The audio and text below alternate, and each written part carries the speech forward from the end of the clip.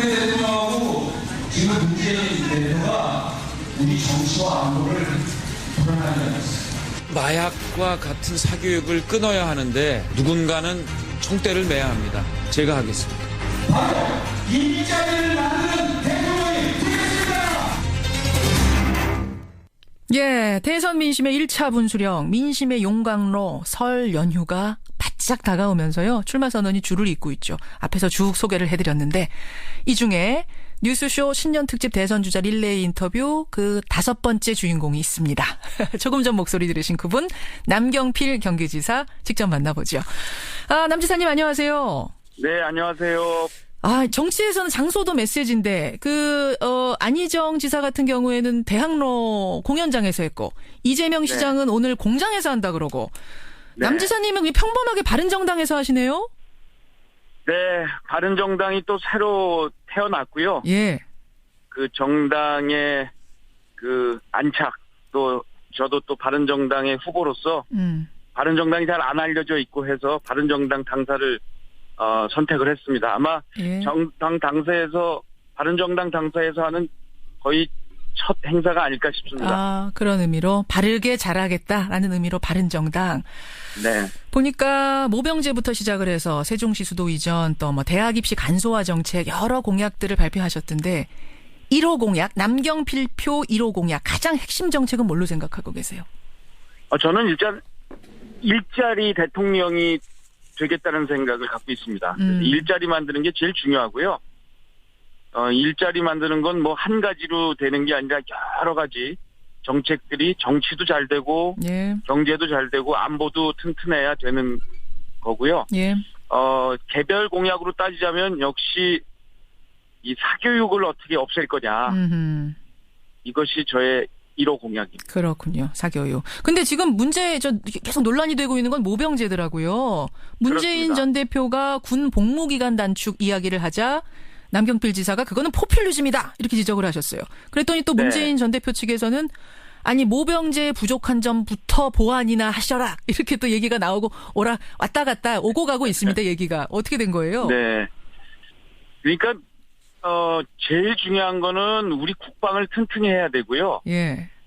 그러려면 지금 우리 군이 규모가 약 한 63만 정도 돼요. 예. 이게 이제 근데 우리 아이들이 이제 안 태어나잖아요. 덜 태어나서. 그렇죠. 지금 2002년부터는 아이들 숫자가 그러니까 한 해에 태어난 숫자가 40만 명대로 떨어졌어요. 예. 그러면서 군에 갈 수 있는 그 남자의 숫자가 25만 명도 채 안 됩니다. 예. 근데 이 숫자 가지고는 2022년부터 이 친구들이 군대를 가는데 우리 병력을 유지할 수가 없습니다. 그러면은 방법은 딱 하나밖에 없어요. 이 복무 기간을 늘리는 방법밖에 없는데 지금 늘리자는 얘기한 사람 아무도 없고요. 그렇죠. 남경필 혼자만 늘리자고 하고 나머지 분들은 문재인 대표 같은 경우는 1년으로 줄이자는데 지금 가뜩이나 숫자가 이 군 입대 기간까지 줄이게 되면 이거는 국방을 포기하자는 거나 같다. 국방을 포기하자는 것과 같다. 그 복무기간 단축은. 예, 그렇습니다. 왜냐하면 숫자도 없는데 거기다가 아무 대안도 없이 이 개월수까지 줄이게 되면 엄청 지금도 한 계산으로 따지면 한 5만 명 정도 모자랄 것 같은데요. 근데 예전보다 훨씬 군사 기술도 좋아졌고 다른 것들로 보충을 할 경우에는 순수하게 군인들 수는 좀 줄어들어도 된다 이런 거 아닌가요? 그러니까 그러려면 이제 국방 개혁을 해야 되죠. 예. 국방 개혁은 당연히 해야 되는데 지금 국방 개혁을 해서 52만까지 줄이는 걸로 돼 있거든요. 2022년까지. 예. 그렇게 해도 한 5만 명 모자란다는 겁니다. 그렇게 해도. 그래서 결국은 그래서 지금 모병제 군대에 필요하다. 입대하는 그 복무 기간을 늘리는 방법밖에 없어요. 근데 그게 지금과 같이 한 달 봉급 15만 원 주면서 이 36개월 근무하라 이거는 불가능한 얘기거든요. 그러니까 그걸 직업군인으로 바꿔서 36개월 정도 근무하는 직업군인제를 만들자. 이게 이제 모병제의 핵심입니다. 그것도 포퓰리즘 아니냐. 문재인 전 대표께 포퓰리즘이라면 남지사 것도 포퓰리즘 아니냐. 이렇게 물어보시는 분도 계세요. 아니 근데 지금 그분들에게 이런 말씀 듣고 싶어요. 그럼 어떡하자는 건가? 어떡하자는 아니 거냐? 숫자가 태부족인데 예. 군 복무 기간을 늘리지 않고는 지금 방법이 없어요. 아, 알겠습니다. 그러면 누군가 나와서 내가 대통령 되면 그냥 지금 같은 징병제에서 예. 36개월로 늘리겠다. 이런 사람이 있으면 그거는 아주 타당한 주장이죠. 근데 그게 현실 가능하지는 않습니다. 국민들이 거기엔 동의할 것 같지 않고 그러니 지금 현실적인 같은 것이 배우고 모병제다. 젊은이들을 예. 36개월 근무하라는 얘기를 어떻게 하겠어요. 예. 15개월 늘려서 못합니다. 그러니까 그렇다면 국방비를 더 지출하고 우리 군인들 처우 개선해주고 그러면서 천천히 2022년까지 봉급을 올리다가 2023년부터는 모병으로 이제 일부 전환을 시작하게 해야 합니다. 그러면서 이제 다 바꿔나가야죠. 결국 이 모병제를 가지고 문재인 전 대표 남경필 지사가 말을 주고받고 토론을 하면서 남 지사님이 페이스북에다가 이런 글을 쓰셨어요. 문재인 전 대표에게서 박근혜 대통령이 보인다? 아니 다른 사람도 아니고 지금 탄핵 심판대에 오른 박근혜 대통령하고 비교를 하면 문재인 전 대표 측에서는 아주 화날 법한 비유인데 어떻게 이렇게 쓰셨습니까?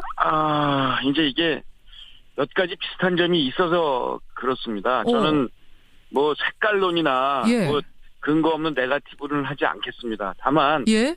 이제 대통령 후보로서의 리더십 문제를 제기한 건데요. 리더십이요. 예, 첫 번째 박근혜 대통령에게는 최순실이라는 비선실세가 있었잖아요. 예. 근데 문재인 대표는 지금 누가 의사결정을 하지? 뒤에 비선실세가 있는 거 아닌가 하는 이런 의심을 받고 있거든요. 아니 문재인 전 대표가 스스로 하시는 거 아니에요? 제가 볼 때는 왜 본인이 안 한다고 느껴지냐면 예.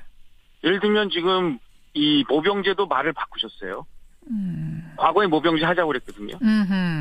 모병제 말 바꾸셨죠. 그리고 사드 배치도 지금 이게 오락가락해요. 분명한 입장이 안 나온다? 네, 계속 말이 바뀝니다. 그러니까 이게 본인의 생각인지 아니면 다른 사람의 생각인지. 옛날에도 박근혜 대표 시절에 예. 이렇게 결정했던 것들이 누구하고 얘기를 하고 온다면은 바뀌는 일들이 잦았거든요. 그래서 이렇게 오락가락 말 바꾸고 이런 거 보면 누가 뒤에 비선실세가 있는 거 아닌가 하는 것이 닮았고 두 번째로는 굉장히 중요한데요. 예. 이게 정치는 남의 다름을 인정을 해야 되고요. 그러면서 대화하고 타협해 나가야 되는데 사실은 친박의 패권 정치처럼 친문의 패권 정치도 지금 상당한 문제를 야기하고 있잖아요. 당내 친문 패권주의를 볼 때 그런 생각이 든다. 친박계가 떠오른다. 반대하는 사람들한테 이렇게 막 문자 폭탄 보내고 그러는 걸 또 괜찮다. 정치는 그 정도는 감내해야 된다. 저는 자신의 그 목소리에 반대하는 상대방에 대해서 인정하는 것. 이것이 저는 정치의 기본이라고 생각합니다. 근데 지금 이제 문재인 전 대표 지지율이 워낙 혼자 높으니까 좀 박근혜 프레임을 씌워보려고 이러는 것 아니냐. 정두원 전 의원도 비슷한 말씀 하셨던데 그렇게 생각은 안 하세요? 저는 근데 상당히 왜냐하면 국민들이 문재인 후보의 지지율이 가장 높지만 불안하다. 왠지 불안하다는 얘기를 많이 하시거든요. 불안하다. 그 불안의 그 이유는 과거 박근혜 대통령이 보여줬던 그러한 모습과 흡사한 일들이 자꾸 벌어지니까 혹시 박근혜 대표와 대통령과 비슷한 리더십을 갖고 있는 거 아닐까 하는 의심을 하고 있는 거죠. 알겠습니다. 남경필 지사의 생각 SNS에다가 그렇게 쓰신 이유는 바로 이거라는 거. 여기에 대해서는 다양한 의견들 일단 보내주시고요. 이렇게 생각을 하시고 있는 걸로 듣고 다음 질문 일단 넘어가겠습니다. 뭐냐면 1, 2위를 다투는 후보 중에 또 한 분이 반기문 전 총장 아니겠습니까? 그럼 반기문 전 총장은 어떻게 생각하시는 건가요? 저는 그 반기문 총장의 그 외교 역량은 우리 국가적 자산이기 때문에 이분이 뭐 대통령이 되시든 안 되시든 국가에서 아주 널리 쓰여야 된다고 보고요. 다만 이제 이런 거죠. 정치 지도자들은 매일 고민하고 결정을 합니다. 물론이죠. 그리고 거기에 책임을 지죠. 그러나 이 외교 전문가들은 사실 이렇게 결정하고 책임진다기보다는 이러한 결정에 따라서 잘 시행을 하면 되는 거거든요.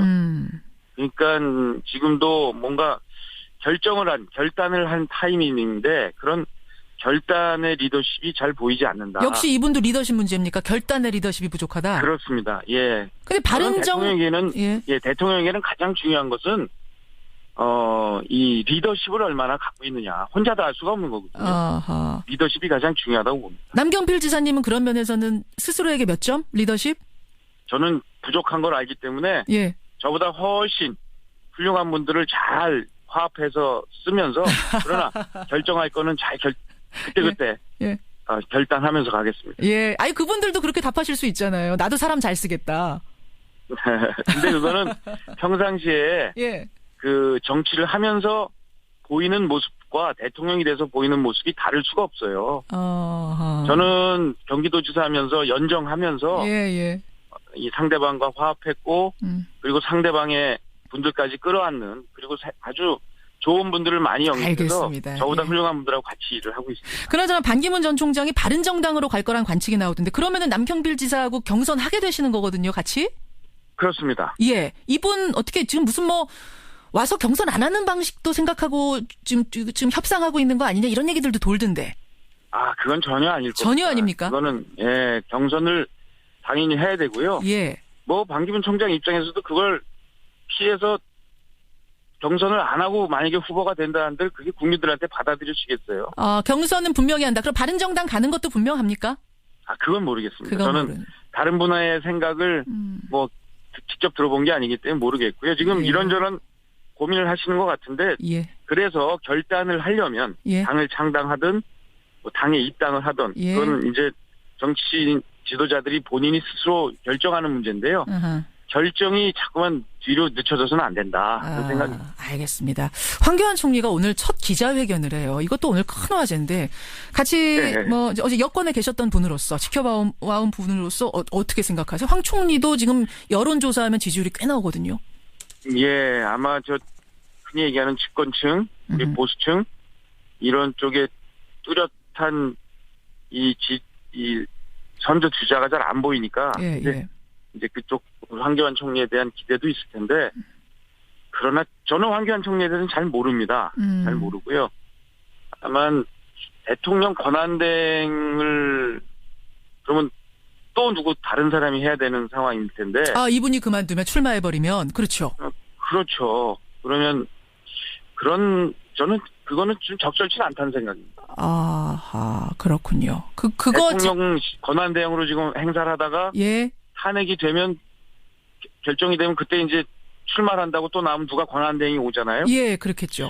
그거는 저는 국가적인 상황 그런 비상 상황에서 또 무책임한 일이다. 이런 거는 적절치 않다고. 권한대행의 권한대행 이거는 좀 우스꽝스러운 상황이다 이 말씀이세요. 예, 그렇습니다. 알겠습니다. 예, 남경필 지사님 25일 대선 출마 선언합니다.